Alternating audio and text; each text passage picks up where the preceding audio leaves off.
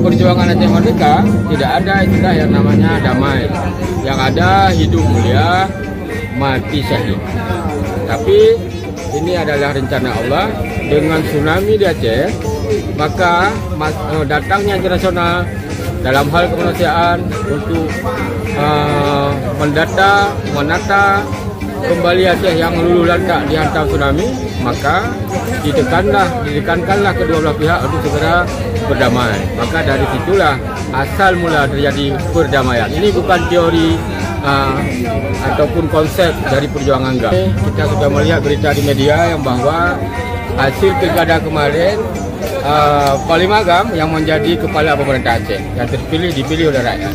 Maka harapan kita sinergi antara eksekutif dengan legislatif untuk merumuskan kembali ketentuan hukum bagi Aceh sesuai dengan yang Helsinki.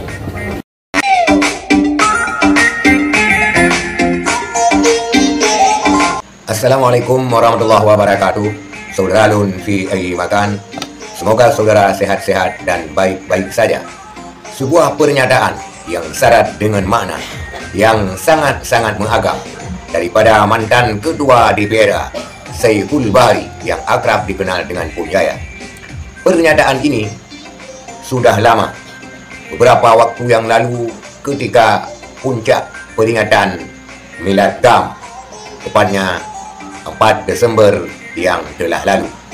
Sebelum kisruh antara DPRA dan legislatif, dan juga sebelum Muallim dilantik menjadi gubernur, Pun Jaya mengatakan bahwa tujuan akhir daripada perjuangan gerakan Aceh Merdeka adalah merdeka, bukan damai. Damai bukanlah suatu tujuan, tetapi karena Allah sudah menghendaki demikian, karena Aceh ditimpa musibah pada waktu itu, maka damai telah terjadi.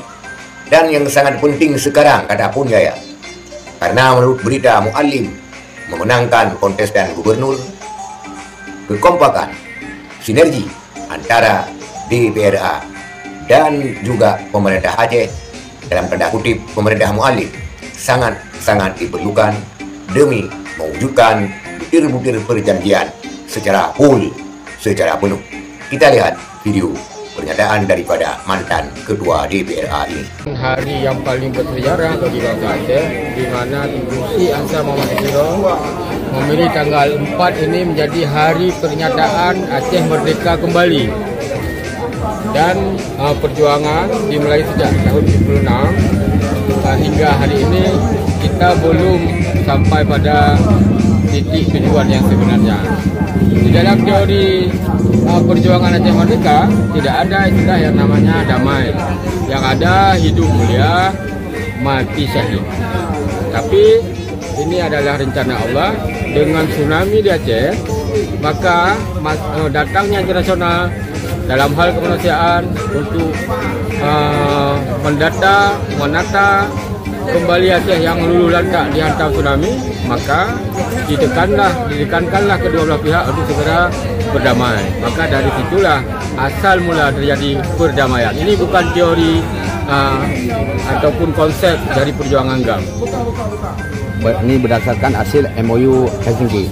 Tugas kita ke depan, apalagi hari ini kita sudah melihat berita di media yang bahwa hasil pilkada kemarin Panglima GAM yang menjadi kepala pemerintah Aceh yang dipilih oleh rakyat. Maka harapan kita sinergi antara eksekutif dengan legislatif untuk merumuskan kembali ketentuan hukum bagi Aceh sesuai dengan yang Helsinki. Oke Bang, terima kasih banyak Bang tanggapannya.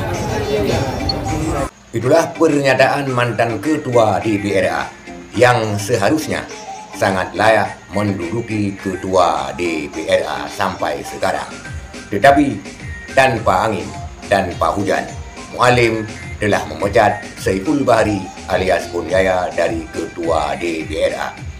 Saudara sekalian, Saiful Bahri adalah sosok pejuang sejati, mantan Panglima GAM Sagoa Tengku Syed Dibuluh, yang sukses menjadi pengusaha dan kemudian mencalonkan diri menjadi anggota DPR Aceh. Dan untuk kali ini juga beliau terpilih menjadi anggota DPR Aceh dan ditempatkan oleh Muallim sebagai anggota pada Komisi 2. Itulah saudara sekalian, pernyataan daripada Saiful Bahari alias Pun Jaya yang syarat dengan makna seakan-akan sudah mengetahui akan terjadi kisruh antara ketua DPRA dan pemerintah Aceh. Sekian, terima kasih. Assalamualaikum warahmatullahi wabarakatuh.